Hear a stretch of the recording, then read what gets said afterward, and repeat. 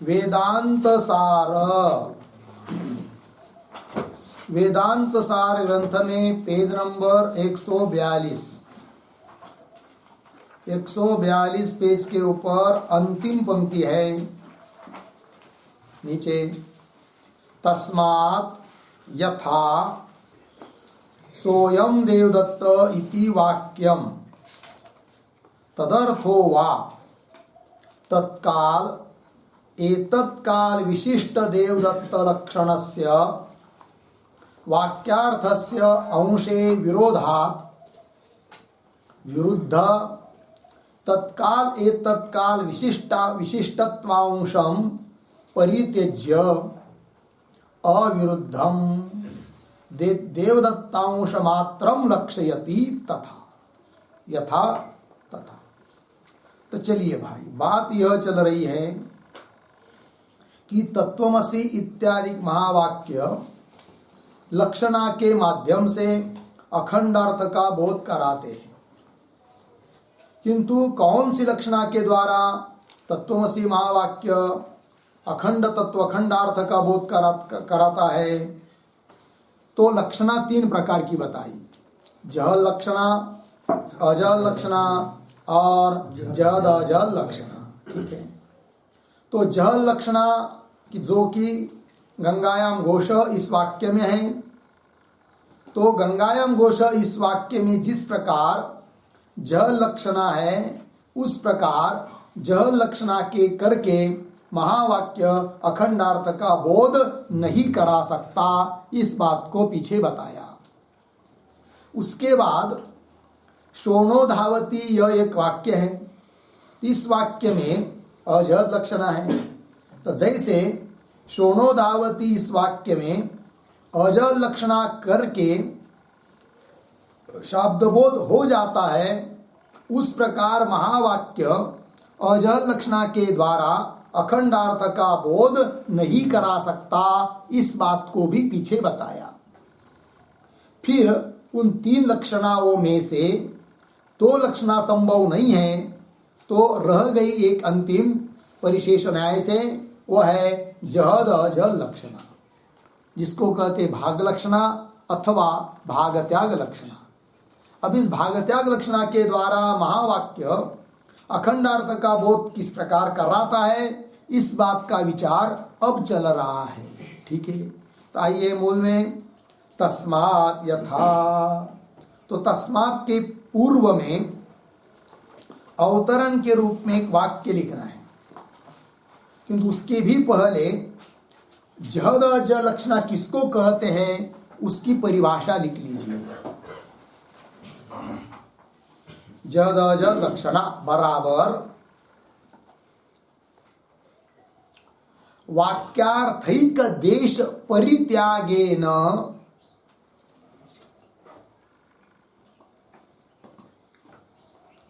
वाक्यार्थैक देश परित्यागेन एक देश वृत्ति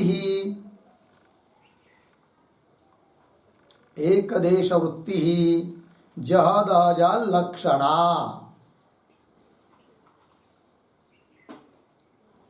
जहद अजहद लक्षणा। ठीक है, देखिए भाई, वाक्यार्थैक देश, वाक्य का जो अर्थ है उस अर्थ में से एक देश एक भाग उसका परित्याग करना है, विरोधी भाग का त्याग करना है, और बचा हुआ जो एक भाग उसको ग्रहण करना है।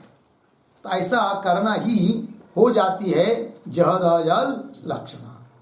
वाक्यार्थ एक देश परित्यागे न एक देश वृत्ति, लग गया अर्थ। तो आइए अब तस्मात् के पूर्व में एक वाक्य अवतरण के रूप में लिखते हैं। देखिए, अतः परिशेषात्, अतः परिशेषात् तृतीय पक्षः एव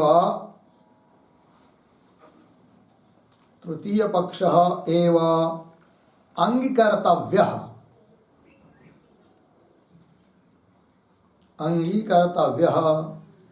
इति उपसंहरति तस्मात् इति।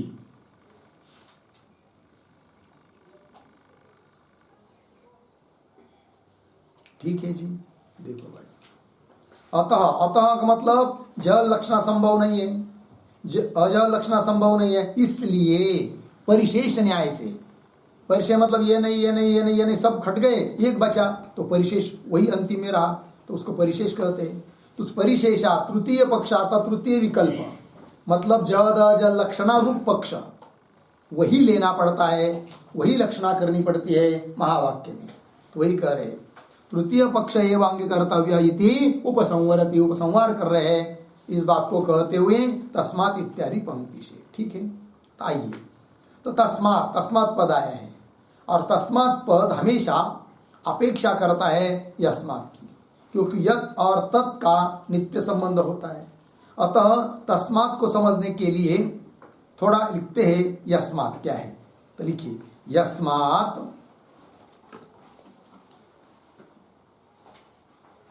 यस्मात् तत्त्वमस्यादि वाक्ये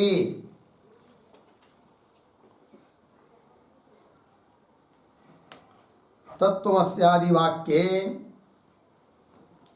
जल लक्षणा अजल लक्षणयोः जल लक्षणा अजल लक्षणयोः असंभवः असंभवः तस्मात्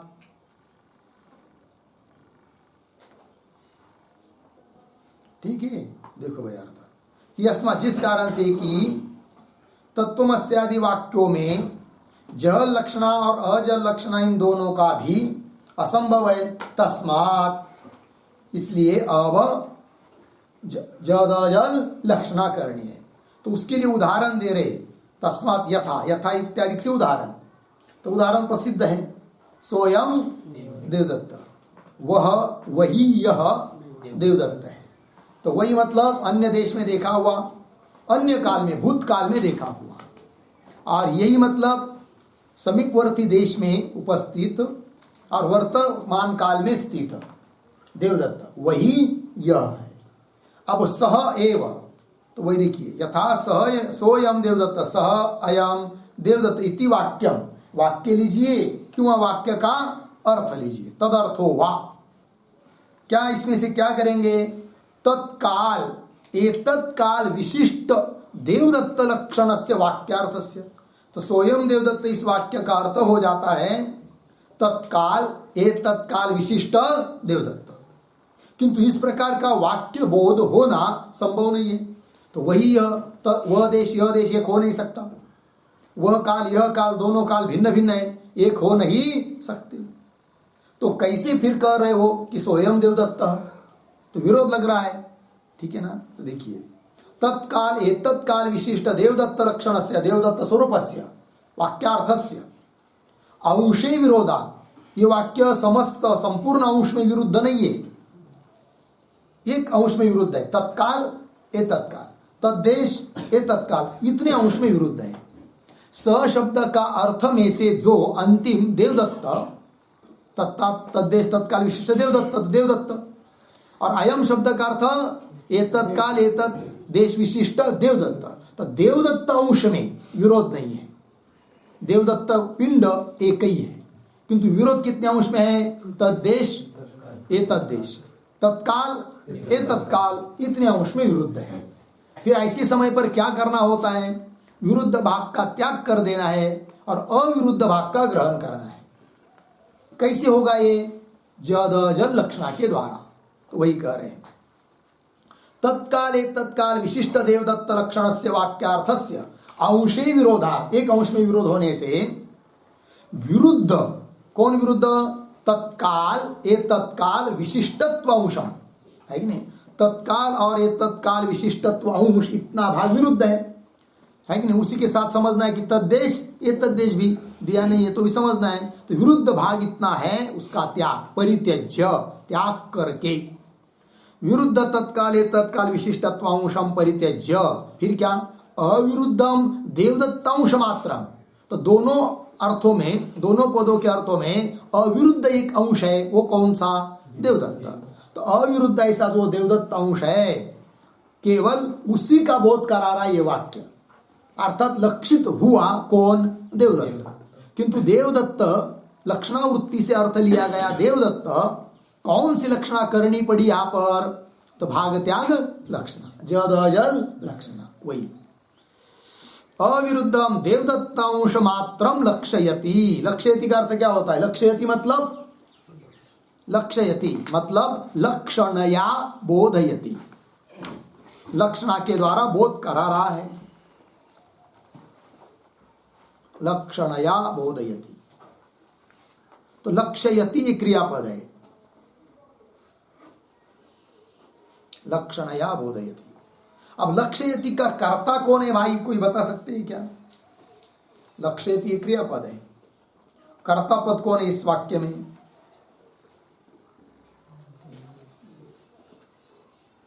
मिला?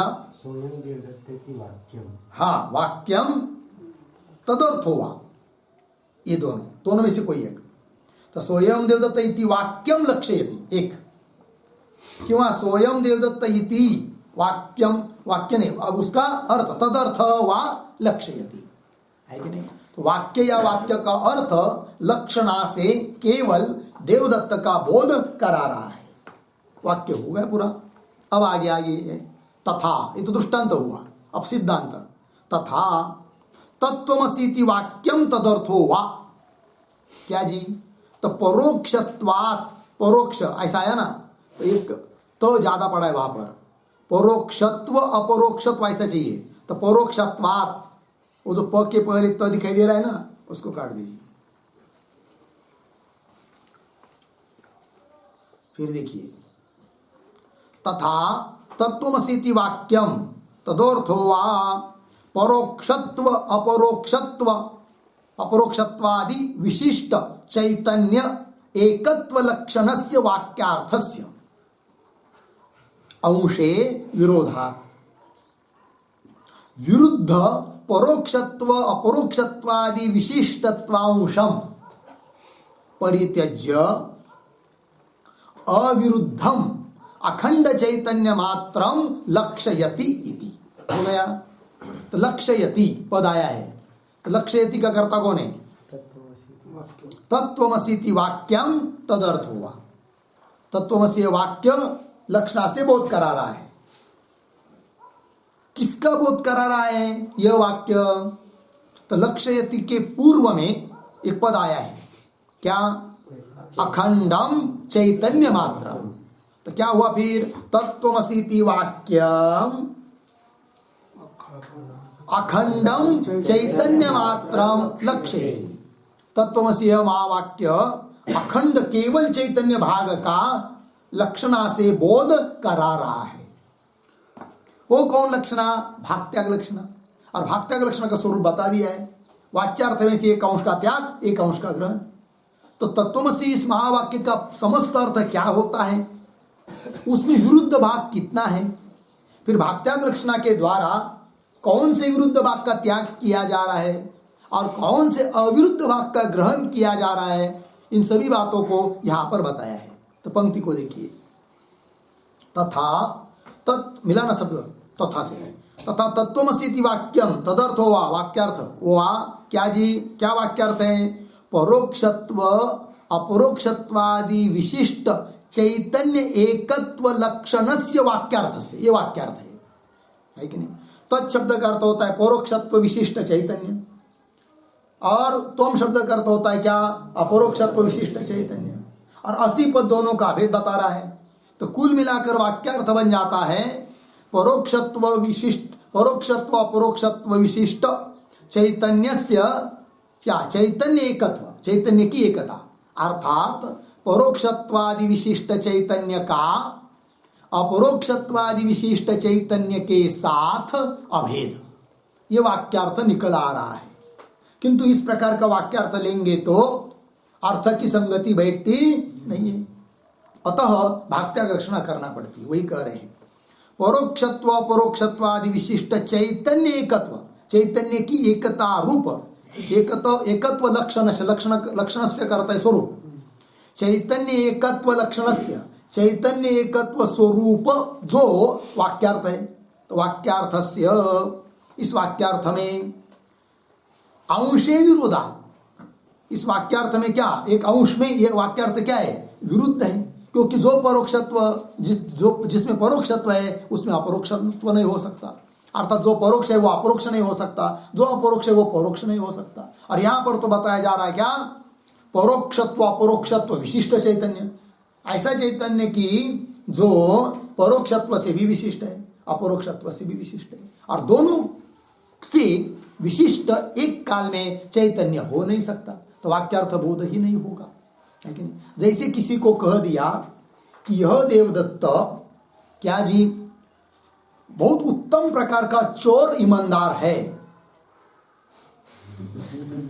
तो क्या समझने वाला क्या समझेगा, मतलब इसको चोर समझेगा या ईमानदार समझेगा, क्योंकि दोनों विरोधी अर्थ है ना। एक तो ईमानदार होगा तो चोर नहीं होगा, चोर होगा तो ईमानदार नहीं होगा, ठीक है ना, तो विरुद्ध हो रहा है। उस प्रकार परोक्षत्व अपरोक्षत्व विशिष्ट चैतन्य की एकता बताई जा रही है, किंतु परोक्षत्व अपरोक्षत्व एक जगह आ नहीं सकते, तो विरुद्ध हो रहा है अर्थ। ऐसे समय पर क्या विरुद्ध अंश का त्याग, तो वही करे वाक्यार्थस्य अंशे विरोधात, एक अंश में विरोध होने से विरुद्ध जो कौन परोक्षत्व अपरोक्षत्वादि विशिष्टत्व अंश, ये विरुद्ध अंश है। परोक्षत्व विशिष्टत्व अपरोक्षत्व विशिष्टत्व, ठीक है ना, परोक्षत्व परोक्षत्वादि विशिष्टत्व अपरोक्षत्वादि विशिष्टत्व जो अंश वो विरुद्ध है, उसका परित्याग, परित्यज्य त्याग करके अविरुद्धम, दोनों में दोनों अर्थों में, तत्पद के अर्थ में त्वम पद के अर्थ में दोनों में समान रूप से विद्यमान अविरुद्ध ऐसे एक अंश पड़ा है वहां पर, वो कौन चैतन्य। तो अविरुद्ध जो चैतन्य है वो दोनों में एक है, ऐसे चैतन्य का अखंड एक रस चैतन्य का बोध करा रहा है लक्षणा के द्वारा तत्वमसि महावाक्य, ठीक है। तो अविरुद्धम अखंड चैतन्य मात्रम लक्षयति, तत्वमसि महावाक्य लक्षणा से अखंड एक रस चैतन्य का बोध करा रहा है, ये हो गया। तो कौन सी लक्षणा बन गई भाई तत्वमसि महावाक्य में, जहद अजह लक्षण अर्थात वाक्याग लक्षणा होगा इतना। तो चलिए फिर अब आगे चलते हैं।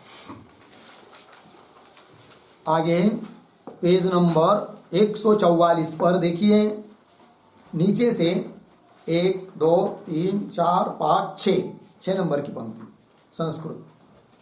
अथ अधुना अहम ब्रह्मास्मि इति अनुभव वाक्यार्थ वर्ण्यते, मिल गया पंक्ति।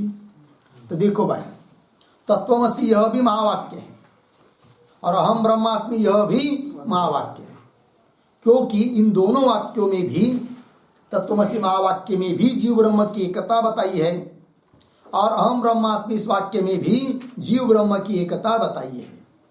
और जीव ब्रह्म की एकता बताने वाले जो वाक्य होते हैं उनको कहते हैं क्या, महावाक्य।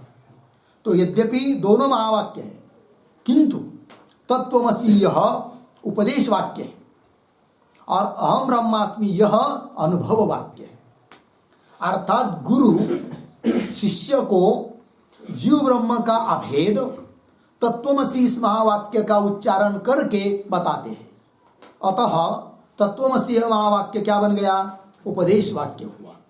और तत्वमसि महावाक्य का उपदेश गुरु के मुख से सुनने पर उत्तम अधिकारी शिष्य एकांत में जाकर मनन निधिध्यासन आदि करके स्वयं में अनुभव करने लगता है, अहम ब्रह्मास्मि।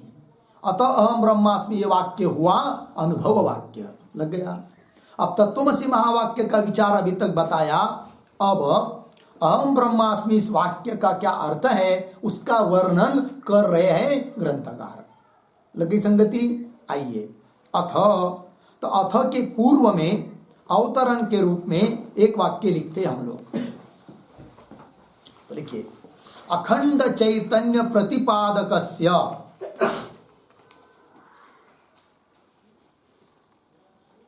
अखंड चैतन्य प्रतिपादकस्य तत्वमसि इति वाक्यस्य,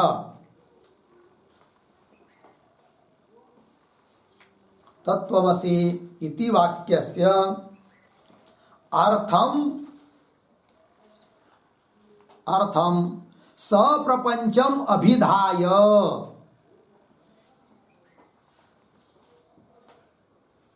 सप्रपंचम अभिधाय, आगे इदानीम अनुभव वाक्यार्थः, अनुभव वाक्यार्थः वर्ण्यते, वर्ण्यते इति आह, इति आह अथ इति,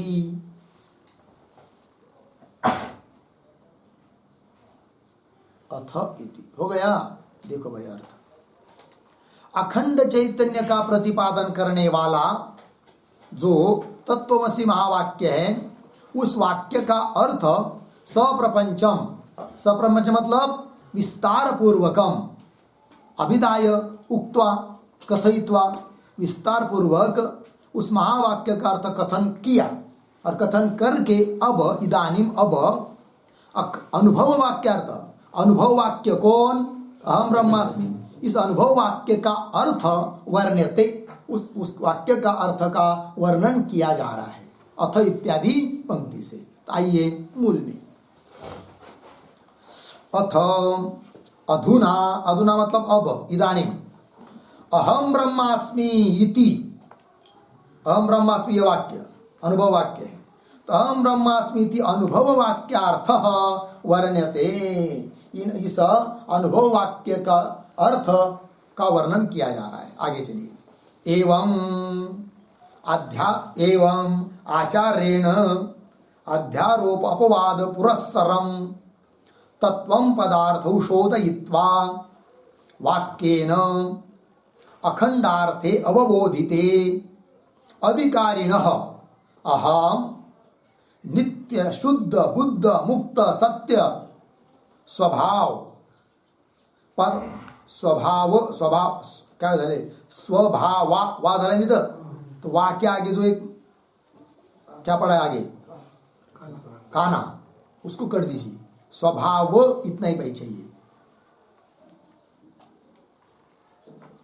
ठीक है, तो चलिए भाई, तो नित्य शुद्ध बुद्ध मुक्त सत्य स्वभाव परमानंद अनंत अद्वयम ब्रह्म अस्मि इति अखंडाकाराकारिता चित्त वृत्ति ही उदेति। मिल गया पंक्ति? हाँ देखो भाई, एक एक बात को देखिए। एवं इस प्रकार अभी तक जितना चिंतन हुआ उस के अनुसार क्या बताया, अध्यारोप और उसका अपवाद। ठीक है ना, अध्यारोप बताया पहले, अध्यारोप क्या बताया, वस्तुनि अवस्तु आरोप अध्यारोप, वस्तु में अवस्तु का कथन करना, इसको कहते हैं क्या, अध्यारोप। पहले अध्यारोप किया, अब फिर उसका क्या किया, अपवाद। अपवाद किया मतलब क्या, उस आरोपित पदार्थ का निराश करके अधिष्ठान मात्र शेष करके बताया, वही अंतिम रहता है, शेष है, इसका निर्णय किया। इसका मतलब क्या किया फिर, अपवाद। मतलब जैसे कि रज्जू के ऊपर सर्प न होते हुए भी किसी को दिखाई दे रहा है तो बता दिया हाँ है, सर्प है, फिर धीरे धीरे उसके बुद्धि में से जो सर्प बैठा है उसको निकाल दिया, कुछ उपाय करके, प्रक्रिया करके, टॉर्च लगाई, उसको वहां पर ले गए, फिर दिखाया कि रज्जु है, दिखाओ तुम्हारा सर्प कहाँ है करके। तब फिर उसका निश्चय हुआ, अच्छा यह सर्प तो था नहीं, किंतु मैं समझ रहा था, अब सर्प नहीं है, डोरी ही है, तो रज्जु ही है, यह उसका निश्चय हो गया। इसका मतलब अपवाद हुआ।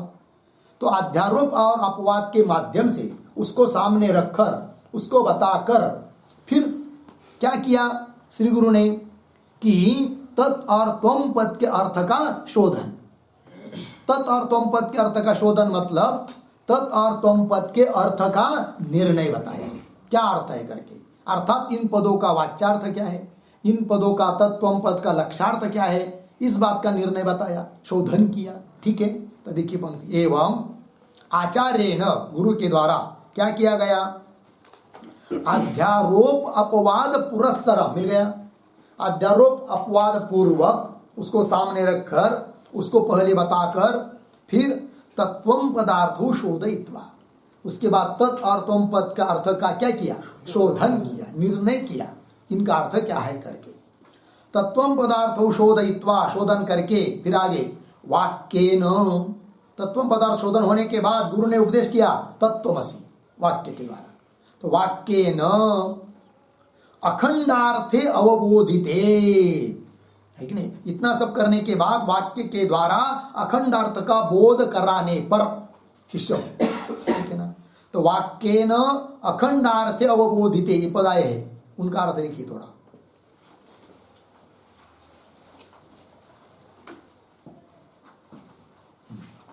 तो लिखिए तत्त्वमसि इति वाक्येन,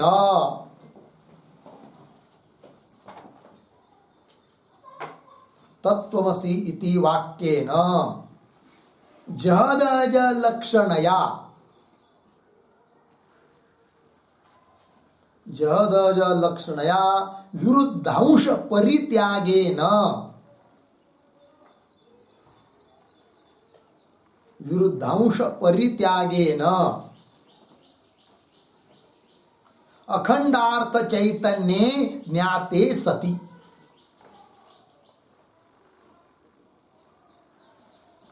अखंडार्थ चैतन्ये ज्ञाते सति इत्यर्थः। हो गया जी, चलो भाई, तो मूल में आया है वाक्येन, वाक्येन मतलब कौन वाक्येन, तो तत्त्वमसि इति वाक्येन, इस वाक्य के द्वारा क्या जी, अखंडार्थ अवबोधित, इस वाक्य के द्वारा जद अज लक्षणा करके विरुद्ध अंश का परित्याग करके अखंडार्थ चैतन्य ज्ञाते, अखंडार्थ चैतन्य का अवबोध ज्ञान होने पर, होगा इतना, आगे चलिए, वाक्येन अखंडार्थ अवबोधिते, फिर आगे अधिकारी न, जो अधिकारी पुरुष है, उत्तम अधिकारी, तत्त्वमसि आदि महावाक्य आ जाए सुनने वाला, तो अधिकारी न बोध उत्पन्न हो जाता है, तो अधिकारी न क्या जी, तो अहम, मेरा पंक्ति अहम, अहम के नीचे अधोरेखा करिए, ठीक है, आइए आगे, अधिकारिण अहम नित्य शुद्ध बुद्ध मुक्त सत्य स्वभाव परमानंद आनंद अनंत अद्वयम ब्रह्मास्मि, तो ब्रह्मास्मि इसके नीचे अधोरेखा, ठीक है जी। अब देखिए भाई, तो कैसा संबंध, अहम ब्रह्मास्मि, अब वो ब्रह्म कैसा, तो बीच में दिया फिर नित्य शुद्ध इत्यादि, ठीक है ना, तो अहम ब्रह्मास्मि अधिकारिणः अहम ब्रह्मास्मि इति अखंड, अखंडाकाराकारिता, अखंड वस्तु के आकाराकार वृत्ति, चित्त वृत्ति ही उदेती, चित्त वृत्ति का उदय होता है किसमें, अधिकारिण, अधिकारी पुरुष के चित्त में, हृदय में, पंक्ति आया ना, अधिकारिण, अधिकारी पुरुष के चित्त में वृत्ति उत्पन्न होती है, वो उस वृत्ति का आकार क्या है भाई, अहम ब्रह्मास्मि, ठीक है, ये वृत्ति उत्पन्न होती है, और इस वृत्ति किम विषयक है, तो अखंड काराकारित है कि नहीं, अखंड, अखंड मतलब स्वगत सजातीय विजातीय भेद रहित शुद्ध चैतन्य, उस चैतन्य काराकारित अकाराकारित चित्त की वृत्ति उस अधिकारी पुरुष के हृदय में क्या होती है, उत्पन्न होती है, क्यों, वहां कब, तत् गुरु के द्वारा तत्त्वमसि वाक्य के द्वारा अखंडार्थ का बोध होने पर, तो प्रक्रिया चलाई गुरु ने, सबसे पहले अध्यारोप अपवाद बताया, ठीक है कि नहीं, अपवाद करने के बाद फिर तत् और त्वम पद के अर्थ का शोधन हुआ, उसके बाद तत्वमसि इत्यादि महावाक्य का उपदेश किया, और उपदेश करने के बाद अखंड अर्थ का जब बोध उस शिष्य को हो जाता है, तब उस अधिकारी पुरुष के हृदय में अहम ब्रह्मास्मि इस प्रकार की अखंडाकाराकारित चित्त वृत्ति क्या होती है, उत्पन्न होती है। इतनी बात लगी। समझ लीजिए, हम लोगों की अंतकरण की वृत्ति चक्षुर इंद्रिय के द्वारा बाहर निकलकर घट तक जाती है, तो बोध होता है, ज्ञान उत्पन्न होता है प्रत्यक्ष प्रमाण से, अयम घट। ठीक है ना। तो अयम घट ये ज्ञान उत्पन्न हुआ, लेकिन कब? जब अंतकरण की वृत्ति चक्षु के द्वारा बाहर निकलकर घट के आकाराकार हुई, तो वृत्ति को क्या होना पड़ा? घट के आकाराकार। मतलब घट का जैसा आकार है वैसा आकार धारण कर लिया। किसने? वृत्ति ने। पटाकार आकार वृत्ति होना मतलब पट के जैसी, पट के आकार, पट का जैसा आकार है वैसा वृत्ति का आकार हो जाना। उस प्रकार अहम ब्रह्मास्मि इत्यादि महावाक्य के द्वारा अखंडार्थ का बोध होने पर उस अधिकारी पुरुष के हृदय में एक वृत्ति उत्पन्न होती है, जिस वृत्ति का स्वरूप है अहम ब्रह्मास्मि। और वो वृत्ति कैसी है भाई? अखंडाकाराकार। यद्यपि अखंड स्वरूप जे चैतन्य है, उसके लिए कोई आकार नहीं है कि नहीं? लंबा चौड़ा ऐसा कुछ आकार है क्या? नहीं है। तो भी उस ब्रह्माकार वृत्ति उत्पन्न होती है, ये कहने का तात्पर्य। इतनी बात लगी। तो चलिए पुनः, तो अहम ब्रह्मास्मि, तो अहम ब्रह्म, तो ब्रह्म कैसा भाई? ब्रह्म का स्वरूप क्या है? तो बीच में दिया नित्य, मिला पंक्ति, नित्य, शुद्ध, बुद्ध, मुक्त, सत्य स्वभाव, सत्य स्वभाव। और कैसा? परमानंद, अनंत, अद्वयम ब्रह्म। ये सब ब्रह्म के विशेषण है।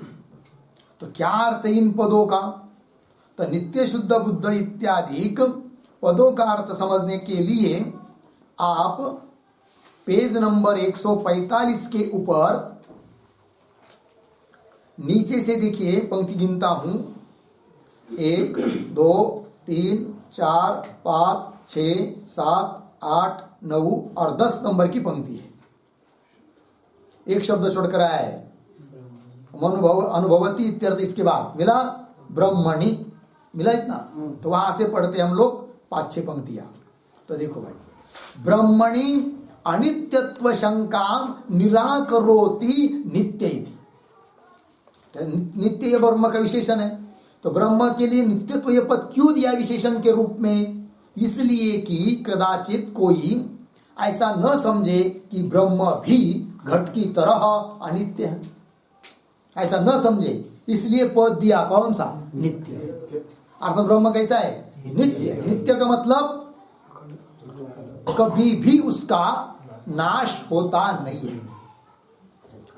त्रैकालाबाधित, तीनों काल में जिसका बाध नहीं होता है, नाश नहीं होता है, किसी चीज से उसका नाश नहीं होता है, वो जो कि पहले था, आज भी है, कल भी रहेगा। 1,00,000 वर्ष पूर्व में भी वैसा ही था, आज भी वैसा ही है, और करोड़ों वर्ष के बाद भी वैसा ही रहेगा। कौन? ब्रह्म। अर्थात कौन? मैं। वो ब्रह्म कौन है? अपना ही स्वरूप है।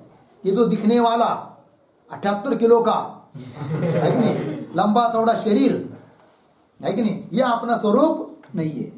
ये तो पंच महाभूतों का है। इसमें क्या है? कुछ नहीं। मिट्टी मतलब हड्डी है, मांस है, रक्त है कि नहीं, ये सब चीजें भरी हुई है इस शरीर में। और ये शरीर पहले नहीं था, उत्पन्न होने के पहले नहीं था। और जब मर जाएंगे हम, मतलब शरीर मर जाएगा, इसको जला देंगे, तब भी नहीं रहेगा। कौन? यह स्थूल शरीर। अतः बीच में दिखाई दे रहा है, वो दिखाई दे रहा है, किंतु यह अपना स्वरूप नहीं है। हम जिसको कहते हैं कि नहीं, मैं देवदत्ता हूं, मैं यज्ञदत्ता हूं, है कि नहीं, पवन आवाज दिया तो तुरंत आवाज दिया जाता है, हाँ आ रहा हूं, है कि नहीं, शरीर को लेकर। किंतु पवन शब्द का अर्थ स्थूल शरीर होने पर भी, है कि नहीं, मैं अर्थ नहीं है। मतलब मैं कौन? यदि कोई कहेगा कि मैं पवन हूं, गलत बात है। मैं देवदत्त हूं, गलत बात है। शरीर देवदत्त है, शरीर का नाम देवदत्त है। शरीर का नाम पवन है, किंतु उस शरीर में रहने वाला जो चेतन तत्व है, कि जो निकल जाने के बाद शरीर मृत जैसा हो जाता है, मर जाता है, कि वो जो आत्म तत्व है, चेतन तत्व है कि नहीं, वह है अपना स्वरूप, जिसके बल पर हम लोग देख रहे हैं, सुन रहे हैं, खा रहे हैं, सब क्रिया कर रहे हैं, है कि नहीं। ऐसा जो आत्म तत्व है, जिसको ब्रह्म कहते हैं, साक्षी कहते हैं, कुटस्थ कहते हैं, वो ब्रह्म तत्व वास्तविक अपना स्वरूप है। फिर शास्त्र पढ़कर क्या करना पड़ता है कि स्थूल शरीर में जो लगा हुआ मय है, अर्थात स्थूल शरीर को लेकर जो मय ऐसा व्यवहार हो रहा है, तो स्थूल शरीर का बाध करना है, मतलब निश्चय करना है अपने मन में कि ये स्थूल शरीर मैं नहीं हूं, मैं तो पहले भी था, अभी भी हूं, बाद में भी रहूंगा। वो अखंड एक रस व्यापक ब्रह्म चैतन्य जिसको कहते हैं ना, वो मेरा स्वरूप है, और वो सभी शरीर में एक है, और वही मैं हूं, सबका अधिष्ठान मैं हूं। इस बात का क्या करना है, चिंतन करना होता है। लग गया जी। तो अधिकारी जो पुरुष है, उसके हृदय में यह वृत्ति उत्पन्न हो जाती है, कौन सी, अहम ब्रह्मास्मि, तो मैं ब्रह्म हूं। तो ब्रह्म कैसा है भाई, तो नित्य है। नित्य का मतलब क्या बता रहा था मैं, कि पीछे था, अभी है, बाद में भी रहेगा, अर्थात उसका कभी भी नाश होता नहीं है। नैनम छिंदंती शस्त्राणि नैनम दहती, उस आत्म तत्व को शस्त्र तोड़ नहीं सकते, जल इसको भिगा नहीं सकता, अग्नि जला नहीं सकता, वायु उसको सुखा नहीं सकती है। ऐसा है वो कौन, आत्म तत्व, ब्रह्म तत्व, और वही अपना स्वरूप है।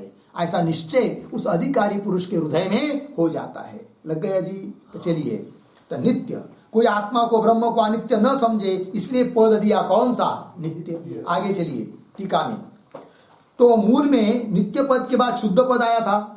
वो शुद्ध पद क्या बताता है, वो टीकाकार दे रहे, शुद्ध पदम अविद्यादि दोष राहित्यम सूचयति। उस ब्रह्म तत्व में वस्तुतः अविद्यादि कोई भी दोष नहीं है। दोष से युक्त जो चीज होती है उसको कहते हैं क्या, अशुद्ध। क्या हो गया, अशुद्ध।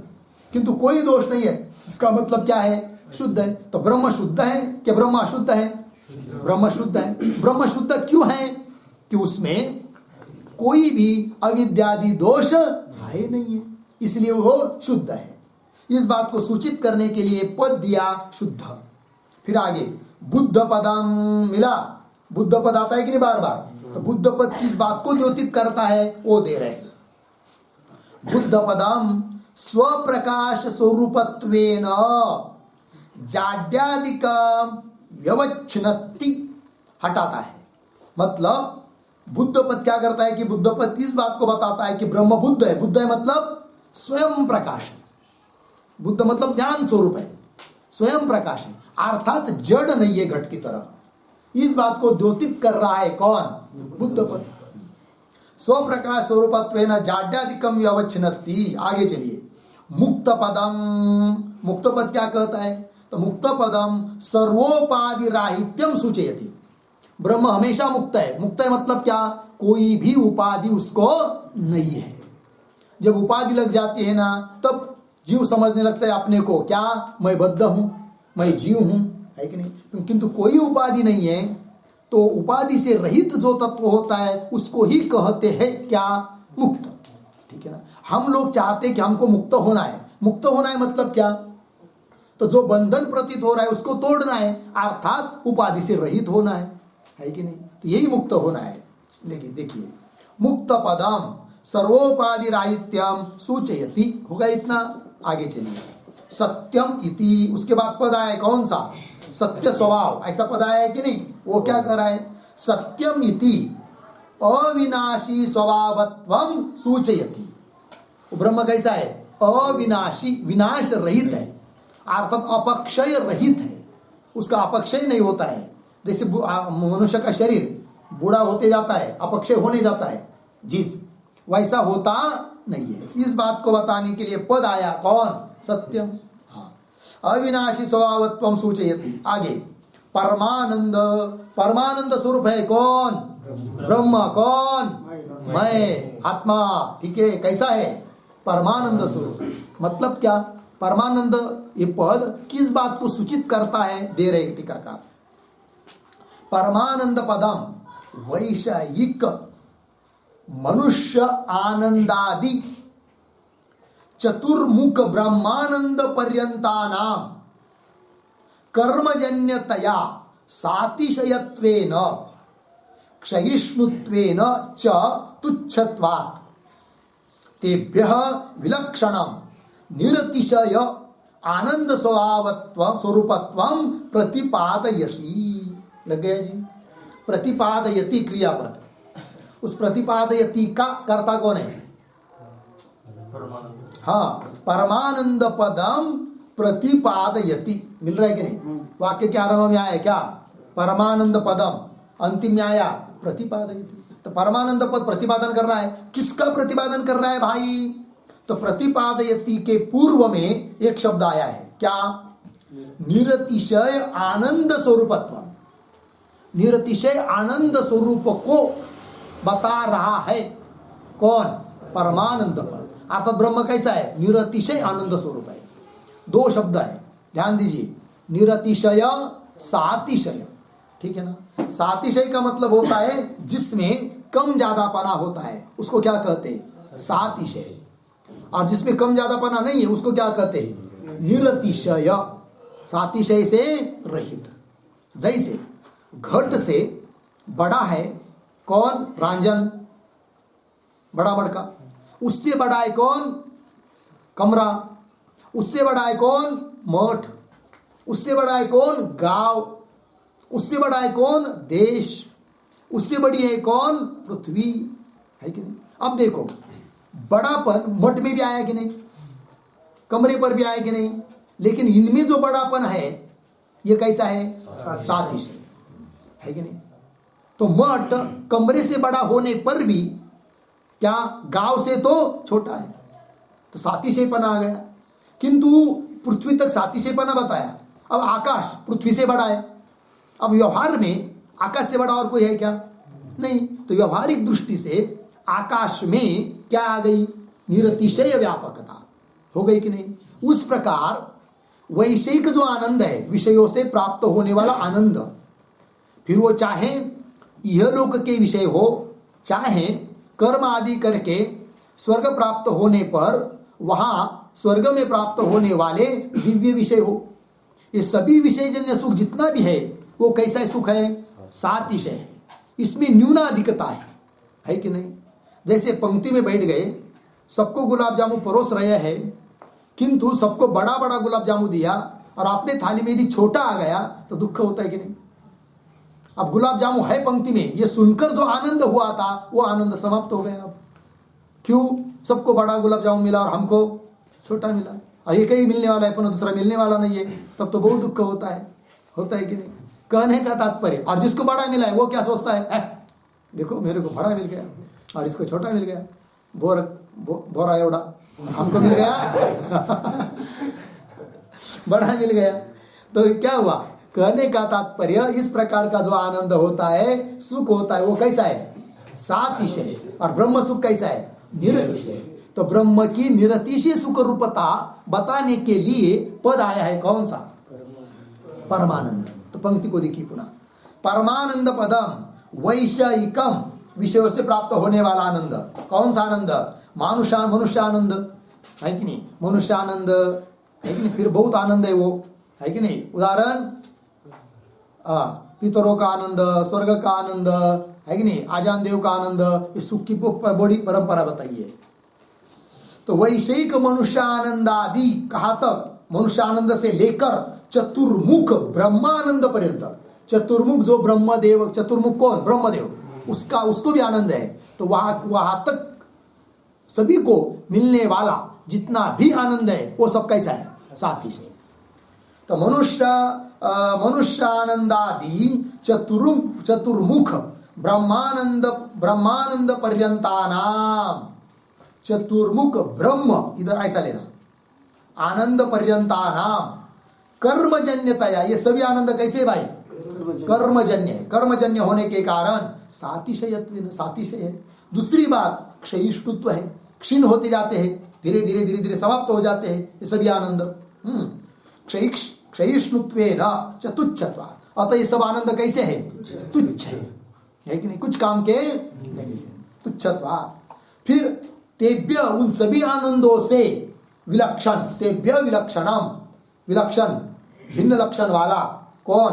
निरतिशय आनंद स्वरूपत्व, ब्रह्म निरतिशय आनंद स्वरूप है। इस बात का प्रतिपादन करने के लिए पद आ दिया है, कौन सा? परमानंद। हो गया, आगे चलिए। अनंत पदम, परमानंद पद के बाद मूल में पद आता है अनंत। तो अनंत क्या जी?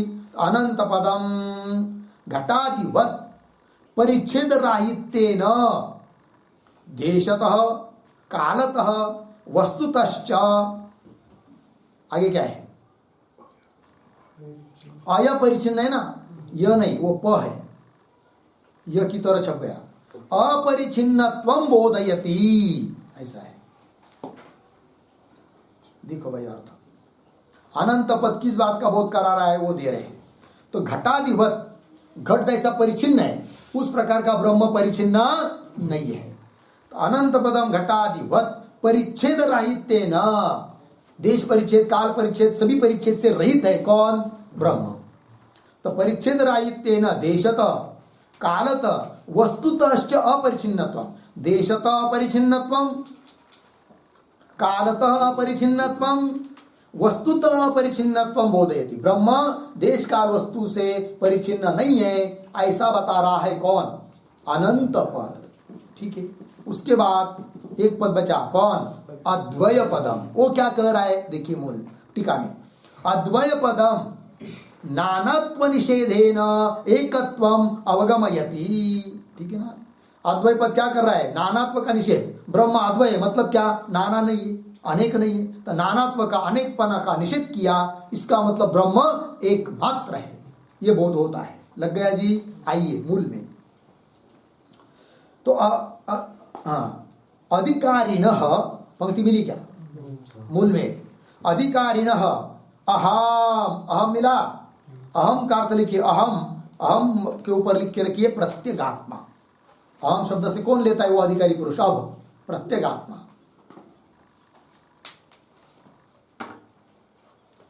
ठीक है ना जी। अज्ञानी पुरुष अहम अहम करके बोलेगा, मैं करके बोलेगा, तो शरीर को लेकर बोलेगा। और ज्ञान होने के बाद ज्ञानी पुरुष अहम शब्द का प्रयोग करेगा, का अर्थ रहेगा प्रत्यगात्मा। अर्थात प्रत्यगात्मा साक्षी रूप जो मैं, वो मैं ब्रह्म हूं, ऐसा उनका बोध रहता है। साक्षी ब्रह्म है, ब्रह्म ही साक्षी है, ये बात।